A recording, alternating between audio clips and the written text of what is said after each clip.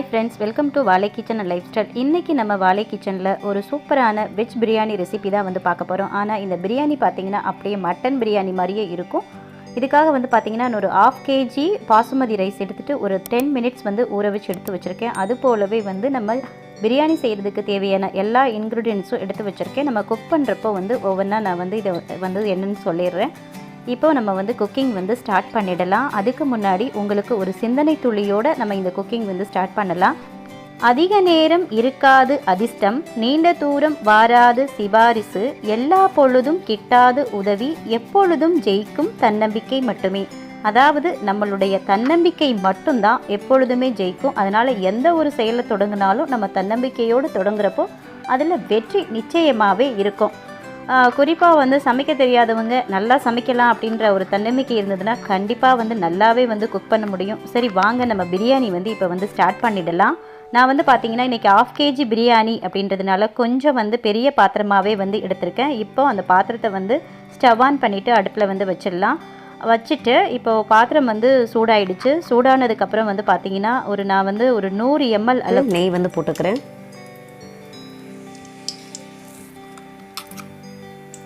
நம்ம 100 கிராம் அளவுக்கு நெய் எடுத்திருந்தோம். இப்போ ஒரு 100 கிராம் அளவுக்கு நான் ஆயில் கடலெண்ணெய் வந்து ஆட் பண்ணிக்கிறேன்.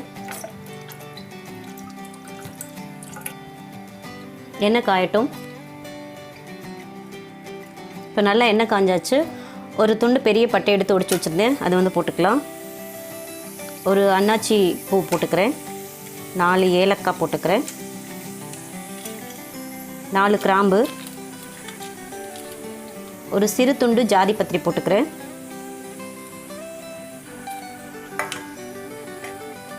அதுக்கப்புறம் பார்த்திங்கன்னா ஒரு பெரிய பிரியாணி இலை 2ஆக ஒடிச்சு வச்சுருந்தேன், அதையும் போட்டுக்கிறேன்.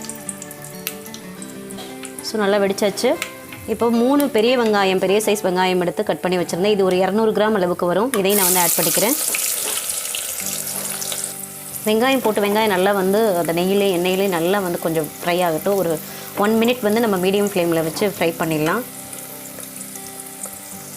இப்போ ஃப்ரை பண்ணிட்டோம். இப்போ ஒரு 200 கிராம் அளவுக்கு கேரட் வந்து கட் பண்ணி வச்சுருந்தேன், அதையும் சேர்த்துக்கிறேன். இப்போ நம்ம காயை வந்து இந்த மாதிரி காயை வந்து எண்ணெயில் போட்டு எல்லா காயும் வந்து நம்ம எண்ணெயிலே நல்லா வந்து வேக வைக்கிறதுனால இது வந்து மட்டன் சுவையிலேயே நீங்கள் மட்டன் பிரியாணி மாதிரியே இருக்கும். ரொம்ப சூப்பராக இருக்கும். நீங்கள் வீட்டில் கண்டிப்பாக ட்ரை பண்ணி பாருங்கள். 100 கிராம் அளவுக்கு பீன்ஸ் கட் பண்ணி வச்சுருந்தேன், பீன்ஸ் சேர்த்துக்கலாம். 300 கிராம் அளவுக்கு உருளைக்கிழங்கு கட் பண்ணி வச்சுருந்தேன், அதையும் சேர்த்துக்கிறேன். 4 பச்சை மிளகாய் கட் பண்ணி வச்சுருந்தேன், அதையும் சேர்த்துக்கிறேன்.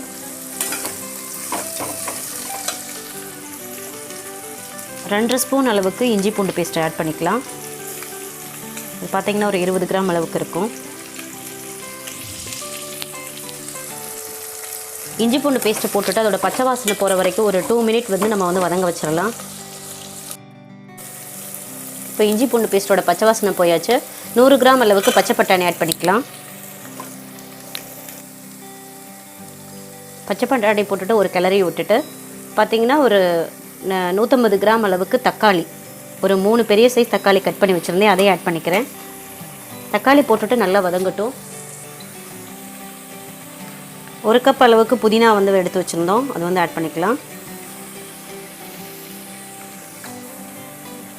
அதே மாதிரி ஒரு கப் அளவுக்கு கொத்தமல்லி தழை, அதுவும் ஆட் பண்ணிக்கலாம். 100 கிராம் கெட்டி தயிர் எடுத்து வச்சுருந்தேன், அதுவும் போட்டுக்கிறேன். 1/2 ஸ்பூன் அளவு வரமிளகாய் தூள், 1 ஸ்பூன் அளவு பிரியாணி மசாலா, இது வீட்டில் ஆல்ரெடி ரெடி பண்ணது தான். 1/2 ஸ்பூன் அளவுக்கு கரம் மசாலா தூள்.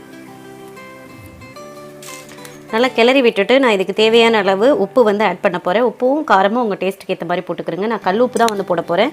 நீங்கள் சால்ட்டும் ஆட் பண்ணிக்கலாம். நான் வந்து தேவைக்கு ஏற்ற மாதிரி போட்டுக்கிறேன்.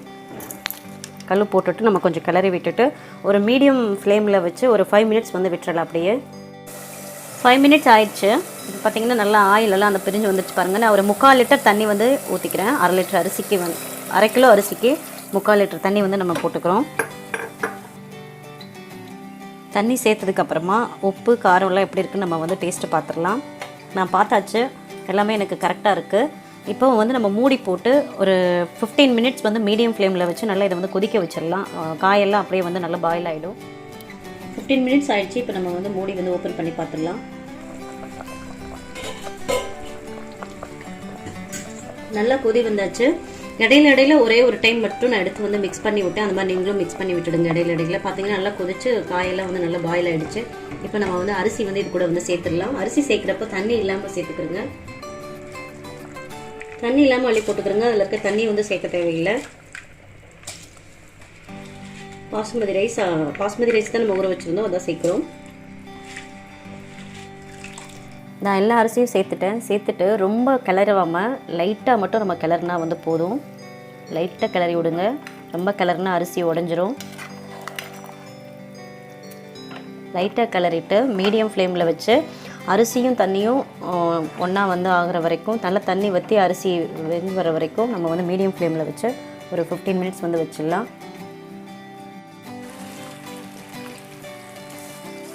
இப்போ தண்ணியும் அரிசியும் நல்லா வந்து மிக்ஸ் ஆயாச்சு.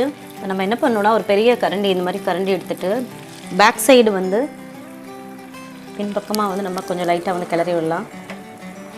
லைட்டாக மட்டும் கிளறி விட்டுக்கிறோங்க. அடுப்பு வந்து சிம்மில் இருக்கட்டும். பார்த்திங்கன்னா தண்ணியும் அரிசியும் நல்லா மிக்ஸ் ஆகி வந்தாச்சு. இப்போ ஒரு 15 மினிட்ஸ் வந்து நம்ம மூடி போட்டுட்டு தம் போட்டு வச்சுருவோம். நான் பிரியாணி தம் போகிறதுக்காக நான் தோசைக்கல்லில் வந்து ஆல்ரெடி வந்து ஒரு 5 மினிட்ஸ் வந்து ப்ரீ ஹீட் பண்ணி வச்சுருந்தேன். அந்த தோசைக்கல் மேலே நம்ம வந்து தூக்கி வச்சிடலாம். அடுப்பு வந்து நல்லா வந்து சிம்மில் வச்சுக்கிறோங்க. ஒரு 15 மினிட் வந்து நம்ம அப்படியே தம் போட்டு வச்சிடலாம். 15 மினிட்ஸ் ஆயாச்சு. இப்போ ஸ்டவ் ஆஃப் பண்ணிவிட்டு நம்ம மூடி வந்து ஓப்பன் பண்ணிடலாம். மட்டன் பிரியாணி சுவையில் வெஜிடபிள் பிரியாணி சூப்பராக ரெடி ஆயாச்சு.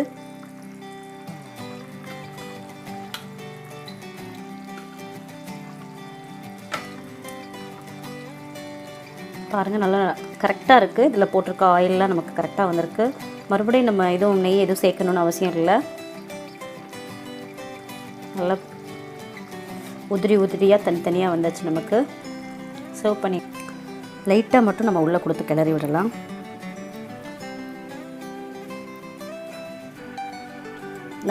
லெமன் வந்து ஒரு 1/2 லெமன் வேணால் சேர்த்துக்கலாம். லெமனும் உங்களுக்கு நெய் வேணும்னா மறுபடியும் ஆட் பண்ணலாம். பட் ஆனால் எனக்கு எதுவுமே நான் போடலை.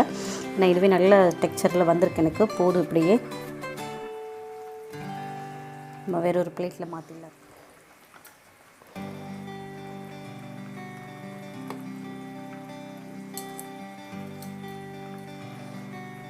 நம்ம சூப்பராக ரொம்ப சுவையாக மட்டன் பிரியாணி சுவையில் சூப்பராக வெஜிடபிள் பிரியாணி பண்ணியிருக்கோம். நீங்களும் இதே ஸ்டெப்பை ஃபாலோ பண்ணி நீங்கள் செஞ்சு பாருங்கள் வீட்டில். நான் இதுக்கு சைடிஷாக இன்றைக்கி பார்த்தீங்கன்னா ஆனியன் ரைத்தாவும் அதுக்கப்புறமா சோயா வறுவல் வந்து பண்ணியிருக்கேன். கொஞ்சம் சோயா வந்து செமி கிரேவியாக பண்ணியிருக்கேன். ஏன்னு பார்த்தீங்கன்னா நல்லா பிரியாணி கூட சேர்த்து சாப்பிட்றப்போ செம டேஸ்ட்டில் இருக்கும். நீங்களும் வீட்டில் வந்து ட்ரை பண்ணி பாருங்கள். சோயா வறுவல் எப்படி பண்ணுறதுன்ற லிங்க், அதுவும் பார்த்தீங்கன்னா மட்டன் வறுவல் சுவையிலேயே சோயா வறுவல் பண்ணியிருக்கோம். அதோட லிங்க்கும் நான் டிஸ்கிரிப்ஷன் பாக்ஸில் கொடுக்குறேன், செக் பண்ணிக்கிறேன். இந்த வீடியோ உங்களுக்கு ரொம்ப பிடிச்சிருக்குன்னு நினைக்கிறேன். இந்த வீடியோ பிடிச்சிருந்தா லைக் பண்ணி உங்கள் நண்பர்கள் மற்றும் ஃபேமிலி மெம்பர்ஸ்க்கும் ஷேர் பண்ணுங்கள். ஃபஸ்ட் டைம் நம்ம சேனல் பார்த்தீங்கன்னா நம்ம சேனல் சப்ஸ்கிரைப் பண்ணிவிட்டு அப்படியே மறக்காமல் பக்கத்தில் இருக்கிற பெல் பட்டனும் கொடுத்து வச்சுக்கிறோங்க. அடுத்த வீடியோவில் சந்திப்போம். அதுவரை உங்களிடமிருந்து விடைபெறுவது உங்கள் வாலை. நன்றி, வணக்கம்.